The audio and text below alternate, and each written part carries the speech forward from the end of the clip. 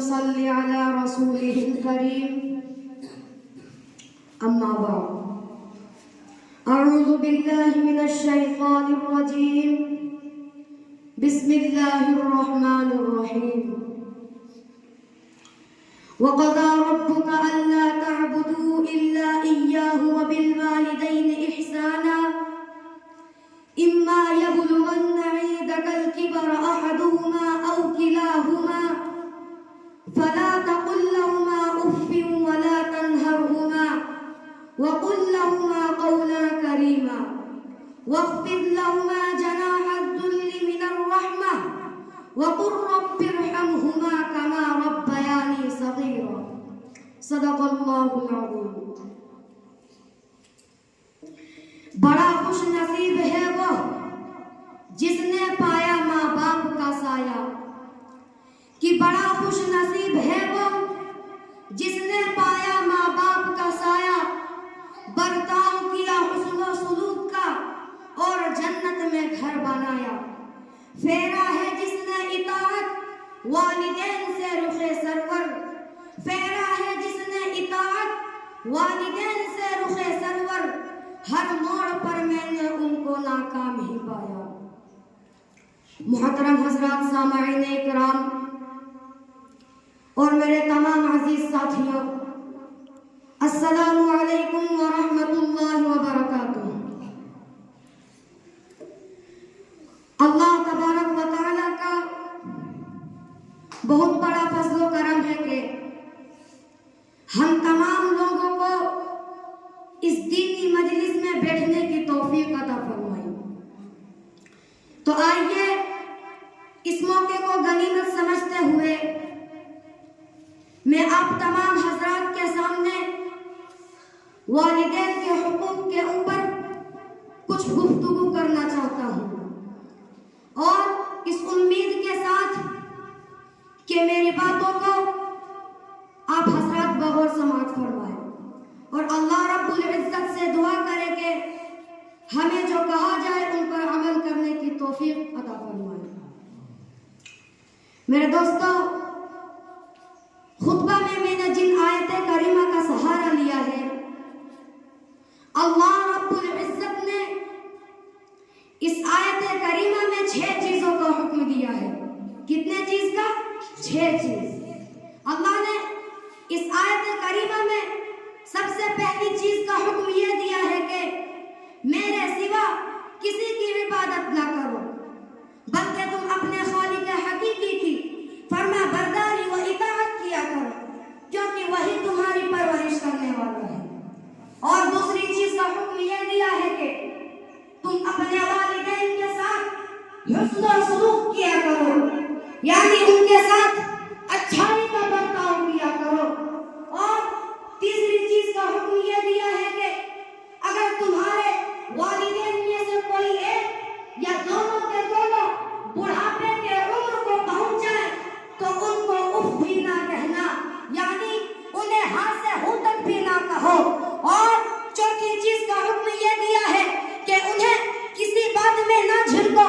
اور پانچویں چیز کا حکم یہ دیا ہے کہ تم اپنے والدین کے ساتھ ادب و احترام اور نرم لہجے میں گفتگو کیا کرو. اور چھٹے چیز کا حکم یہ دیا ہے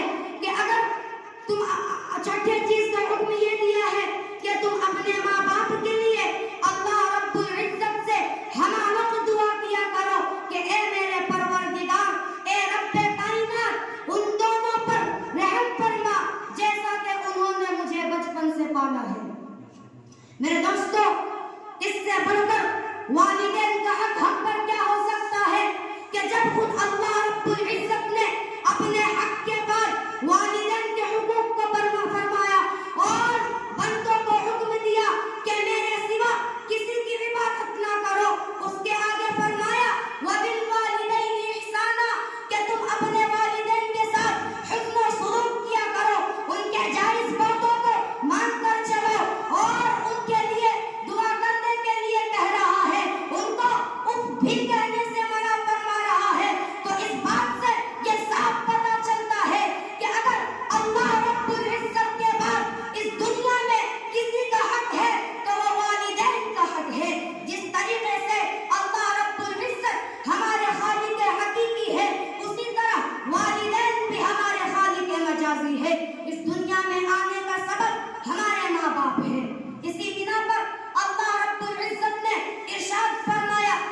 अनिश्कुर ली वलिवालिदैक, मेरा शुक्र कर और वालिदैन का एहसान मंद रह, क्योंकि वही इस दुनिया में हमारी परवरिश करते हैं। मेरे दोस्तों, हमें जानना चाहिए कि जब इंसान अपनी माँ की रहम के अंदर होता है, जब इंसान अपनी माँ के पेट के अंदर होता है, अपनी माँ के जिस्म के अंदर होता है, तो उस बेचारी को हमल के जमाने से लेकर बच्चे की विलादत तक इस कदर तकलीफ होती है, इस कदर मुशक्कतों का सामना करना पड़ता है, जिसका अंदाजा हम और आप मिलकर लगाना चाहे तो नहीं लगा सकते मेरे दोस्तों। लेकिन इसके बावजूद भी हमारी माँ उन मुशक्कतों को बर्दाश्त करती है, उन तकलीफों को झेलती है, और जब बच्चे की विलादत हो जाती है तो उसके गंदगियों को साफ करती है, उसको दूध पिलाती है, उस पर अपनी मानो जान को कुर्बान कर देती है, सिर्फ इसी वजह से कि बच्चे को तकलीफ न पहुंचे।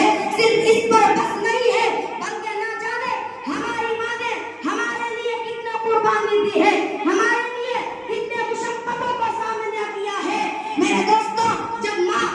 हमल से होती है तो उसको खाना पीना चलना फिरना दुश्वार हो जाता है, 10 कदम चलना महाल हो जाता है, कुछ दूर चलती है कि थक जाती है। फिर जब बच्चे की विलादत का वक्त आता है तो अल्लाह अल्लाह इस शिद्दत से तकलीफ होती है, जिसका अंदाजा हम और आप लगाना चाहे तो नहीं लगा सकते, अंदाजा लगाना तो दूर, उसका तसव्वुर भी नहीं कर सकते। वरबत होती बना, फिर जब बच्चे की विलादत हो जाती है तो उसकी माँ हर तरह से उसकी निगहदाश्त करती है, हर तरह से उसकी परवरिश करती है, यहाँ तक के जब बच्चा पेशाब कर देता है तो उसकी माँ पेशाब की जगह पर खुद सो जाती है और अपने बच्चे को खुश्क बिस्तरा पर सुलाती है, उसको मुशक्कतों में डालना तो गवारा नहीं। ये हमारे ऊपर माँ की ममता और शफकतें हैं। इसी को किसी शायर ने क्या खूब कहा है कि चलती फिरती हुई आंखों से आज़ाद देखी है, कि चलती फिरती हुई आंखों से आज़ाद देखी है, मैंने जन्नत तो नहीं देखी है, माँ देखी है। इसी बात पर मैं अपनी तकरीर को खत्म करता हूँ और अल्लाह रब्बुल इज्जत से दुआ करे कि हम तमाम हजरात को अपने माँ बाप की दिलो जान से खिदमत करने की तौफीक अता फरमाए। वाखिर दावाना अल्हम्दुलिल्लाहि रब्बिल आलमीन।